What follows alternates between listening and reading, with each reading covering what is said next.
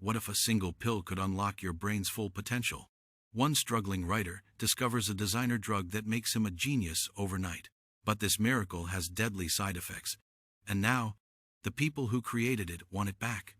The story opens with a man teetering on the edge of oblivion, a strange half-smile playing on his lips as he prepares to end it all. This is Eddie, and he's convinced his only impact will be a splat on the sidewalk below.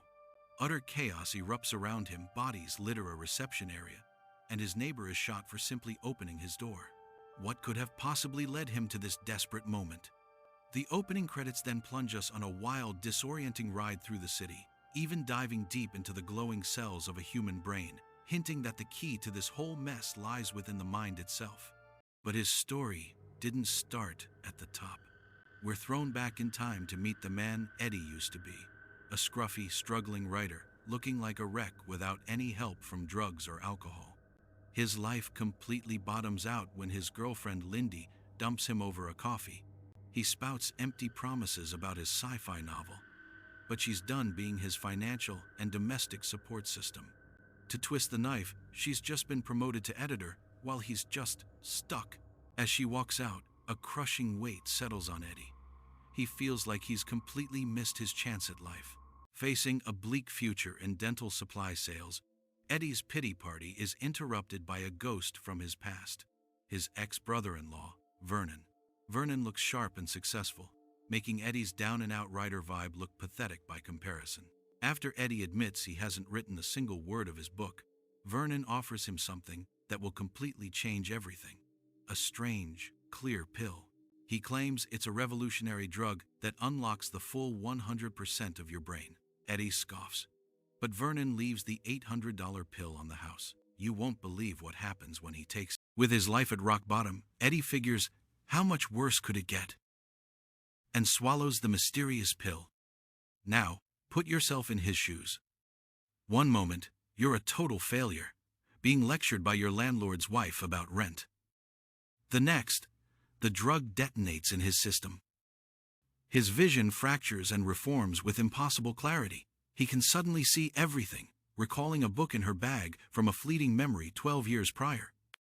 He effortlessly deconstructs her law school thesis, and the next thing you know, he's not only rewritten her paper into a polished gem, but he's also charmed his way into her bed. The newly enhanced Eddie walks into his disaster of an apartment and is instantly repulsed. He's not high or wired, just incredibly clear, and that clarity compels him to clean his home from top to bottom. Then he turns that focus to his book, typing at lightning speed as the words pour out of him in a glowing cascade.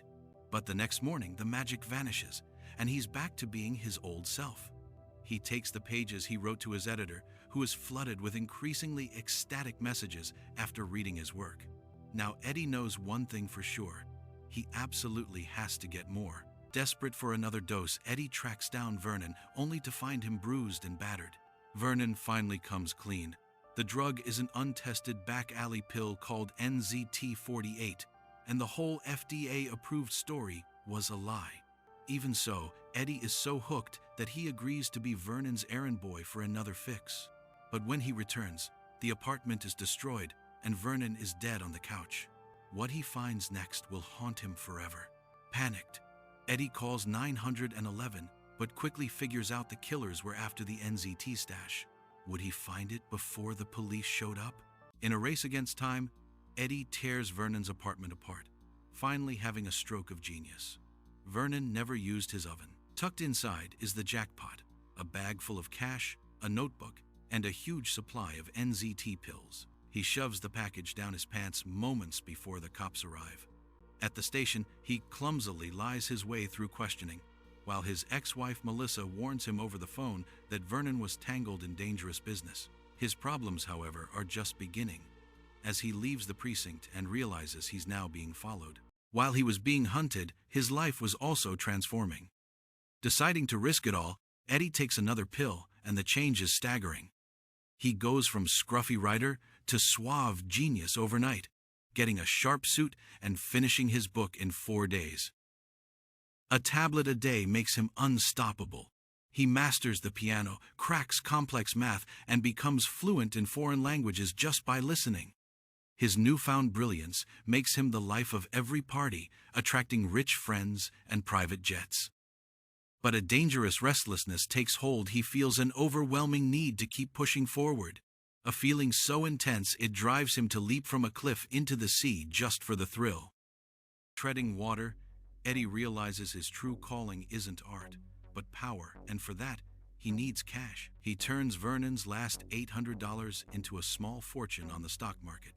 But it's not fast enough. So, he makes a deal with the devil, taking a $100,000 loan from a Russian mobster who promises to peel his skin off if he doesn't pay it back. With more NZT and more capital, he becomes a Wall Street phenom, turning that loan into $2 million in a single week. Suddenly, everyone wants a piece of him, including the one man who can make him a true titan, Carl Van Loon.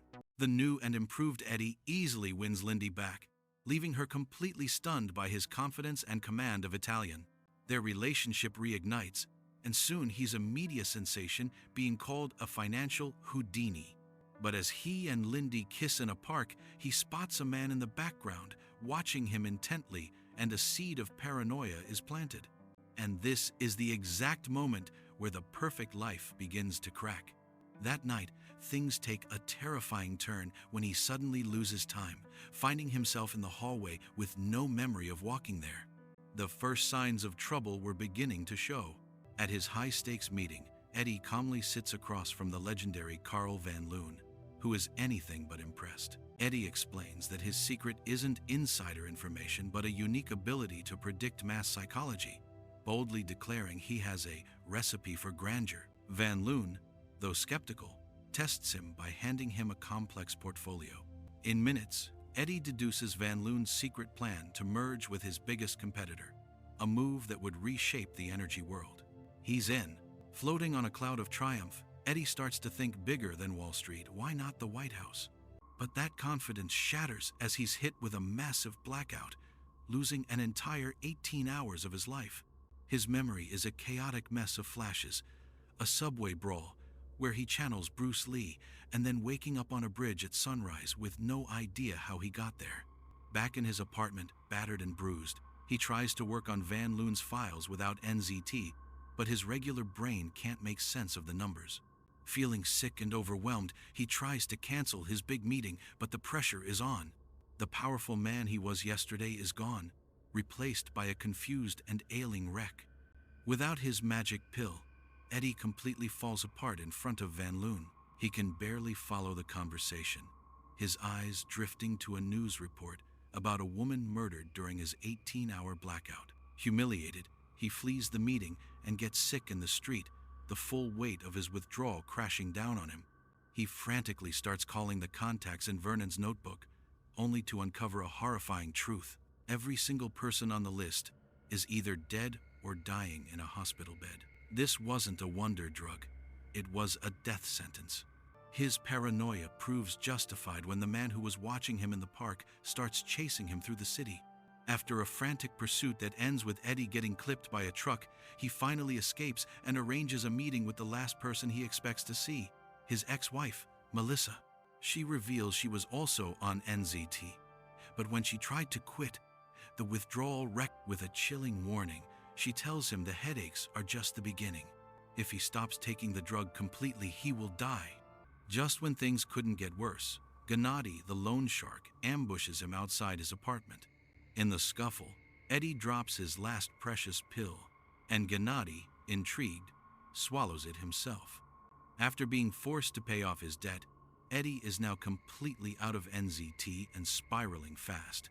He makes it to Lindy's office just before collapsing, finally confessing his secret life is fueled by a dangerous, experimental drug.